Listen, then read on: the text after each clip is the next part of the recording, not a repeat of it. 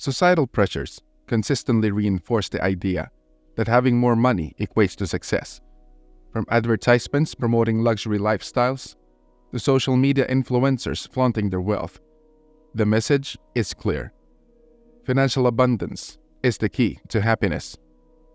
This constant messaging can create a sense of inadequacy and dissatisfaction in those who do not meet society's standards of wealth and success, leading to a never-ending pursuit of money and material possessions in the hopes of attaining true happiness.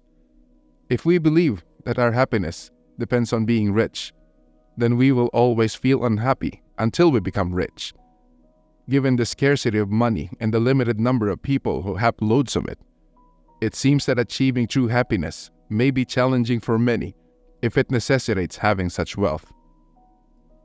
If we base our life satisfaction on difficult-to-obtain things, we are setting ourselves up for stress, discontent, and insecurity. Constantly worrying about not having what we desire, losing what we possess, and the uncertainty of the future can lead to dissatisfaction. A healthier approach would be adopting a minimalist perspective that focuses on abundance. By ensuring our needs are constantly met, we can easily attain contentment. The key to achieving abundance lies in reducing our desires. The fewer things we crave, the more we truly possess. With an abundance mindset, we worry less about gains and losses, experience lower levels of stress, fear less about change, and are less concerned about missing out. This video explores the advantages of finding contentment with simplicity, leading to a more relaxed lifestyle, and outlines how embracing a minimalist mindset can shift our perspective from scarcity to abundance. When happiness is scarce, we must strive diligently to acquire it. We may believe that material possessions, wealth, social status, the ideal partner, or all of these are necessary for our happiness. Picture working tirelessly to meet these criteria while feeling a constant sense of discontent because our desires are not fulfilled. Imagine clinging desperately to our achievements once we finally attain them, fearing that losing them would mean losing our happiness. Such a life would be demanding, and the more specific our criteria for happiness, the harder it is to find contentment. Especially when our happiness is reliant on external factors that are unpredictable. Even minor changes can shake the very core of our well-being. The more we need to be satisfied, the less satisfied we become. And the more we want, the less we feel we have. Therefore, by reducing our demands from the world, we can experience true abundance. Abundance suggests having more than sufficient resources. However, defining enough is subjective. What suffices for some may never satisfy others, and our concept of sufficiency evolves over time. The positive aspect is that we can alter our perceptions of what constitutes sufficiency. By needing less to feel content, satisfaction becomes easier to achieve. This mindset also shields us from the uncertainties of external events, and abundant resources are less affected by change. Imagine someone content with the essentials: clothing, food, shelter, and occasional social interactions, online or offline. Their contentment relies on abundant elements, making it easily attainable. This individual's happiness is resilient against disturbances, as abundant resources remain consistently available, unlike scarce ones. Thus, the fewer our needs, the more empowered we become. While it's natural to have desires as humans, managing them can shift our focus away from scarcity towards abundance. Epicurus once noted, "If you want to make a man happy, add not unto his riches, but take away from his desires." Here are two things to guide our passions, so that we can transition from scarcity to abundance. One is being grateful for everything that we already have. It is common for humans to concentrate on their wants rather than appreciating what they already possess. However, This tendency leads to forfeiting potential sources of contentment in exchange for unfulfilled desires and the resulting pain. The possessions we currently have offer a readily accessible wellspring of joy. Is there anything easier to attain than what we already hold? Or is there anything more readily available than what is already in our ownership? When we neglect to value our current possessions, discontentment ensues, prompting us to seek fulfillment elsewhere. Yet, if we shift our focus from what we lack to what we already own, happiness becomes within close reach. Being grateful for what we have increases the value of what we possess in ways that extend beyond material worth. Gratitude has the power to transform our perception of our belongings, imbuing them with a sense of significance and fulfillment that transcends their mere physical presence.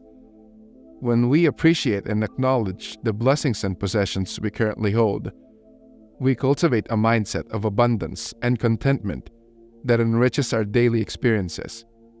This gratitude fosters a deep sense of satisfaction and enhances our overall well-being, promoting a positive outlook on life and nurturing resilience in the face of challenges.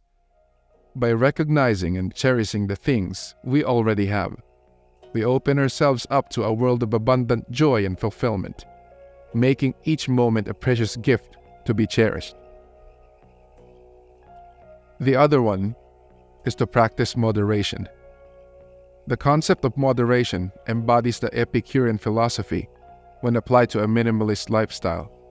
Epicurus categorized desires into three types: natural and necessary, such as food, shelter, and rest; natural but unnecessary, like extravagant meals and pricey attire; and vain desires, such as power, extreme wealth, and fame. Epicurus advocated focusing on the first category, which is essential and easily fulfilled, while steering clear of the latter, which is non-essential and insatiable. However, this philosophy also encompasses a significant gray area in the modern context: needs that aren't vital for happiness, but are abundant and readily attainable. For instance, consider the world of gardening. Planting and tending to our garden offers a connection to the natural world, a source of nourishment, and an opportunity for physical activity.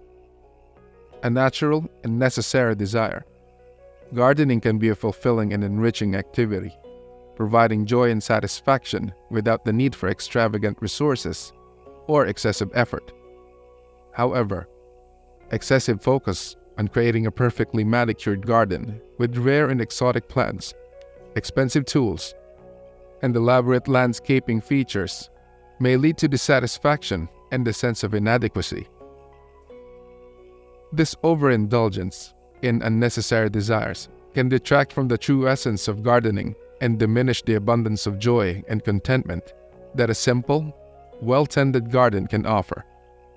By choosing to cultivate our gardens in moderation, focusing on the essentials while avoiding excess, we can experience true abundance and fulfillment in this timeless pursuit. The Stoics proposed a virtue called moderation to curb our desires, so they do not rule us. Moderation includes modesty and self-control. If we master these virtues, then pleasures in abundant supply will not conquer us, but serve us only when we choose, so they maintain their quality of being plentiful and enjoyable. Rather than pinning our happiness on the realization of distant dreams and desires, many of which may never come to fruition or take an eternity to achieve, we can shift our focus to finding joy in the immediate and accessible aspects of our lives. Embracing the present does not negate the importance of having long-term aspirations. Rather, it underscores the significance of deriving fulfillment from smaller, more tangible experiences. Developing a sense of satisfaction with what's already in our lives can come from enjoying the small joys, rather than just seeking fulfillment in major accomplishments. This approach often entails mastering our desires instead of seeking to conquer the external world.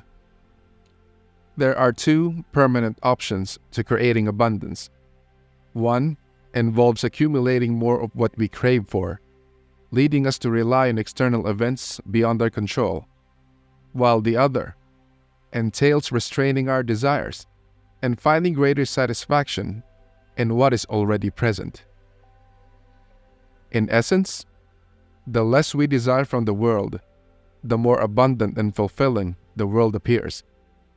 By reducing our wants, we paradoxically enhance our sense of abundance and contentment, illustrating that true richness lies not in acquiring more, but in valuing what we already have. Take care, and thank you for watching.